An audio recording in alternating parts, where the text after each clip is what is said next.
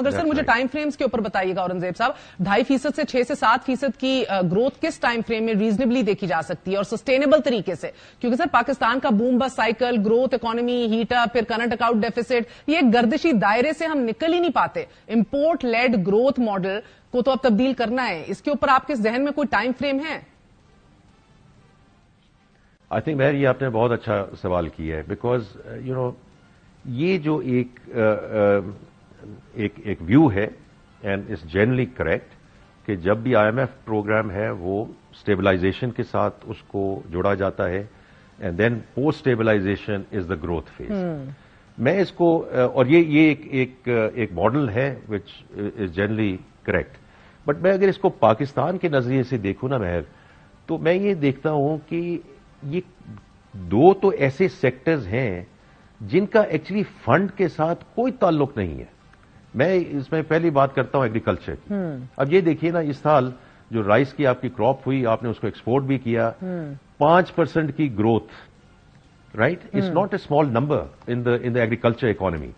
और when we talk about agriculture economy, it's not just the crops, but आप अगर उसकी सारी वैल्यू चेन देखें, अगर मैं देखूं कि ट्रैक्टर्स कितने बिके हैं, वो उसके साथ associated it's a highest double digit number year on year growth. इसी तरह जो टू व्हीलर्स की ग्रोथ है, it's all linked with the value chain and the agriculture economy. तो मैं ये समझता हूं कि व्हाट स्टॉप्स अस, किसने हमें रोका है? ये आईएमएफ ने तो नहीं हमें रोका कि बाकी क्रॉप्स को भी आप इसी तरह लेके चले। आईएमएफ ने तो नहीं हमें रोका कि dairy and life stock, which is more than 50% of countries agriculture GDP, कि अगर हम उसमें इन्वेस्ट करके उसकी यील्ड बढ़ाएं, उसका फंड के साथ क्या ताल्लुक है? कोई ताल्लुक नहीं है। तो can this be a lever of growth during the IMF programme? Absolutely. दूसरी बात, जो हमारी डिजिटल जर्नी है, जो टेक्नोलॉजी वाली सारी जो ग्रोथ हो रही है इस वक्त, राइट, उसमें भी उमर सैफ साहब का भी बड़ी कंट्रीब्यूशन है कि उन्होंने आके इसको fill up the during the care taker. उससे पहले भी ये सिलसिला चल रहा था, क्योंकि आप अगर देखें कि जो सेक्टर है आईटी का इन पर्टिकुलर, इसका कोई हिस्टोरिकल जो एस्पेक्ट है उसको भूल जाए, because in the last 2 to 3 years we have seen a step change कि कुछ $1 million की ये इंडस्ट्री थी in terms of the export contribution, और इस साल तकरीबन $3.2-3.3 billion पे हम ये इंशाल्लाह ईयर कंप्लीट करेंगे। नाउ व्हाट स्टॉप्स अस कि ये जो हमारी second largest freelancer population in the world, the 4th largest overall tech population जो है, जो हमारा यूथ में है, इसको हमें मैं इसलिए ये कह रहा हूं कि ये सारी रिसोर्सेज हमारे अपने पास मौजूद हैं। हमने ना जाके डॉलर कहीं से लेने हैं, ना किसी से हमने कुछ मांगना है।